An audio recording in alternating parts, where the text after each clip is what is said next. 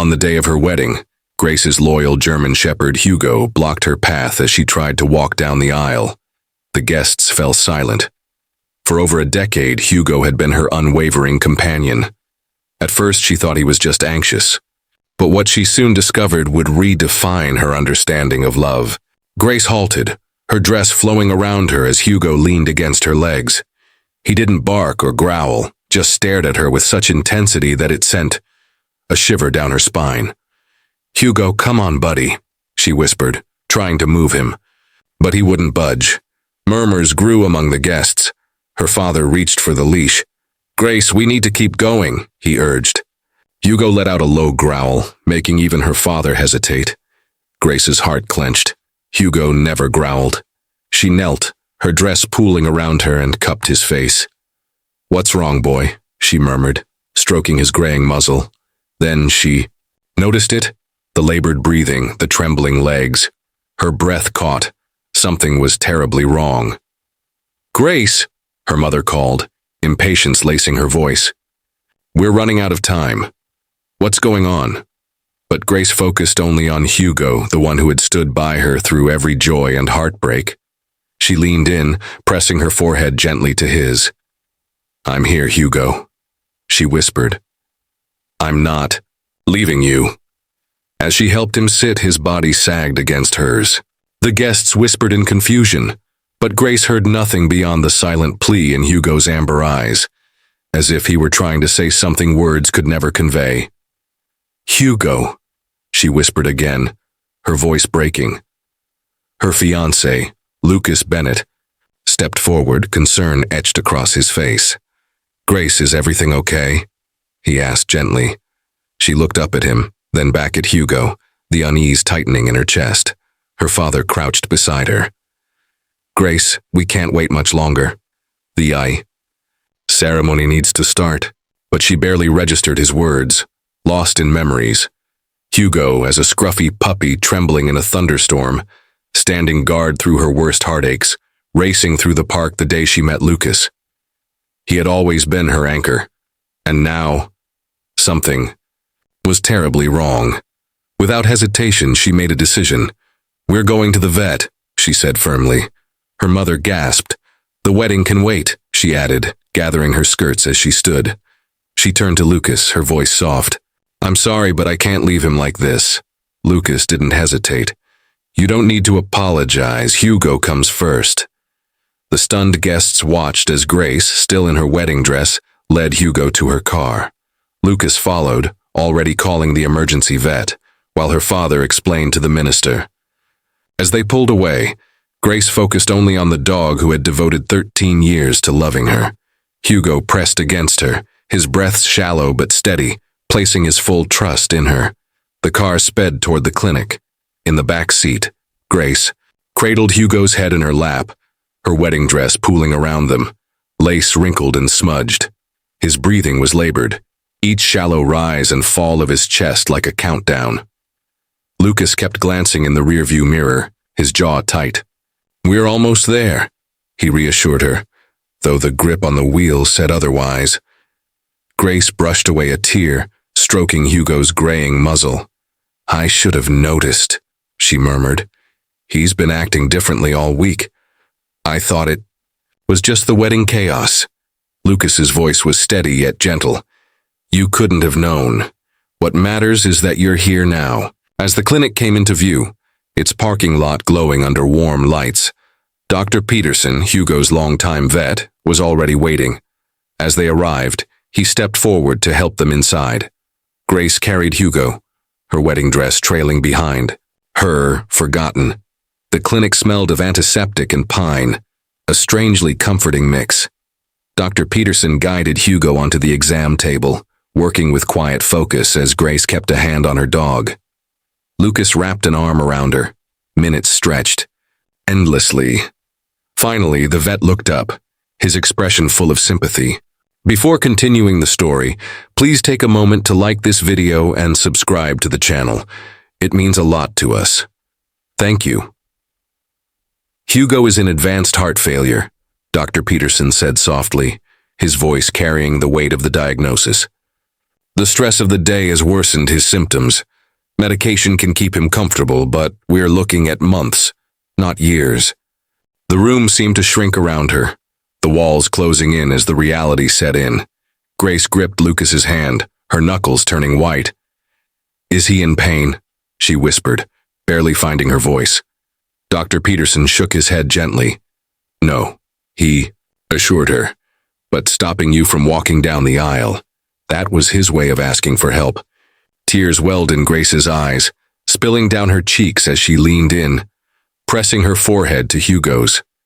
His fur was warm beneath her touch, his breathing steady but weak.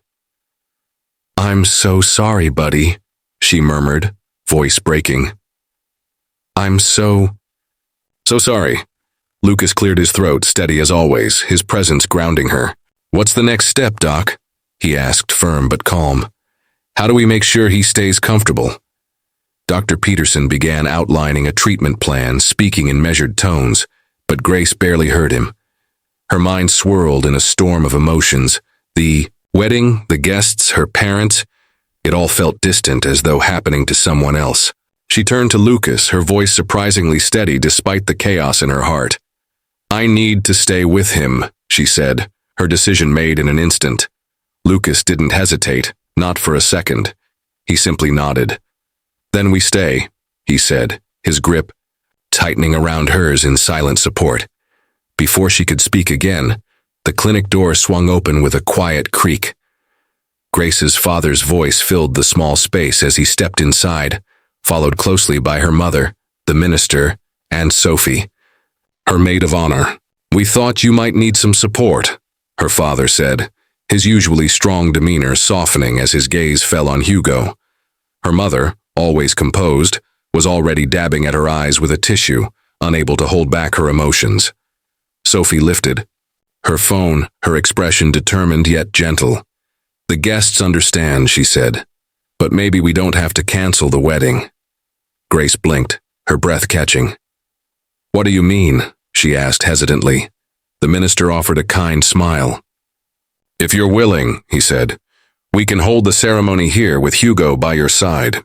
Grace's heart tightened, emotion rising in her throat. She turned to Lucas, searching his face for any hesitation, any doubt. "It's not the wedding we planned," he said softly, his eyes full of understanding. "But it feels right." Grace let out a tearful laugh, the weight of the moment pressing into her chest. She nodded, gripping his hand even tighter. "Let's do it." In an hour, the clinic became an impromptu wedding venue filled with love and warmth. Sophie adjusted Grace's dress and veil while Lucas straightened his rumpled tuxedo. To her, he looked perfect. The minister took his place with Hugo lying at their feet, wagging his tail as if he understood. As Grace and Lucas exchanged vows, their hands tightly clasped, she felt an unshakable certainty. It wasn't the wedding they had planned, but, surrounded by those who mattered, it felt even more right. When the minister finally pronounced them husband and wife, Hugo let out a quiet, approving woof. The sound was soft but full of meaning, drawing both laughter and tears from everyone in the room. That night, instead of a grand reception with twinkling lights and a packed dance floor, Grace and Lucas found themselves sitting on their apartment floor, still in their wedding clothes, their fingers laced together in the dim glow of their living room. Between them, Hugo lay comfortably, his head resting in Grace's lap, his warm presence filling the space with quiet peace. The three of them shared takeout Chinese food, the scent of soy sauce and warm noodles wrapping around them like a familiar embrace. Each bite felt like a celebration, not of the chaos that had upended their day, but of the clarity it had brought.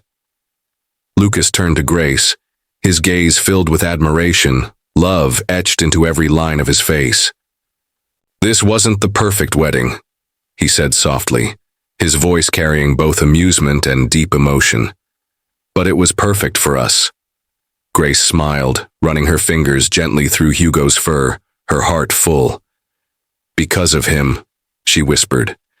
"He reminded us what love really means." The months after their unconventional wedding were a bittersweet blend of joy and heartache, a mix of gratitude and the quiet ache of what was to come. Hugo's treatment gave them precious time.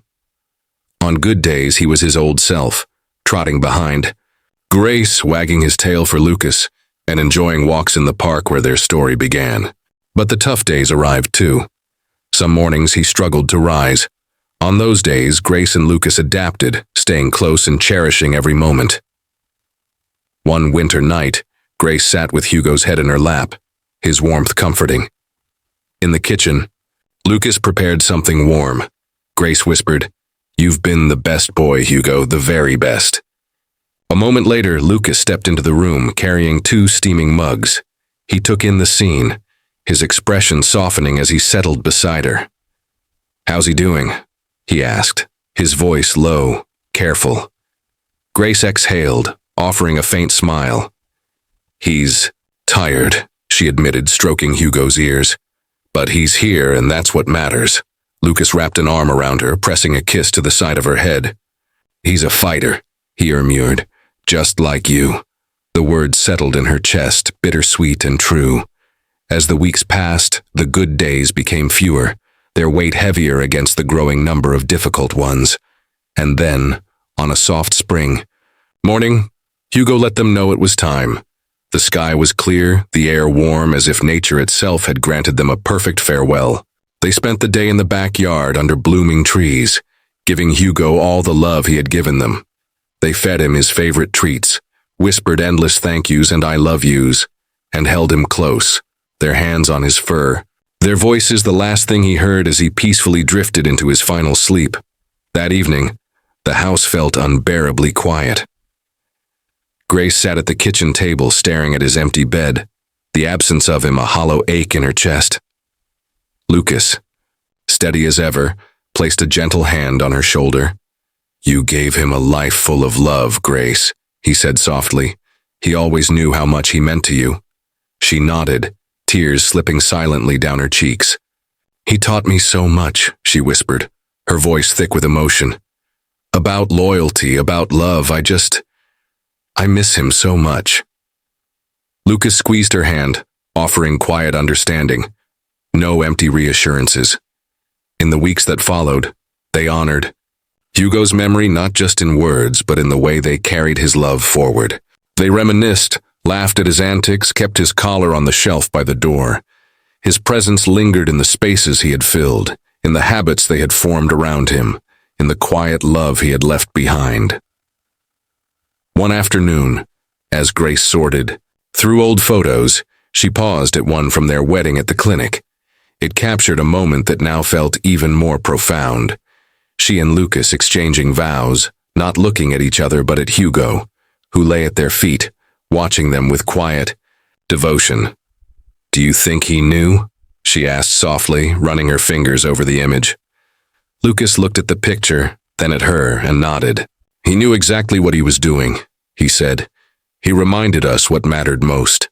Months later, on a quiet, rainy afternoon, Grace and Lucas found themselves walking through the familiar halls of the shelter, the very place where Grace had once found Hugo. The scent of clean straw and gentle rain mixed in the air, and the soft sounds of dogs stirring in their kennels echoed around them. Grace's heart ached with a longing she couldn't quite put into words. She wasn't looking to replace Hugo. No dog could ever take his place.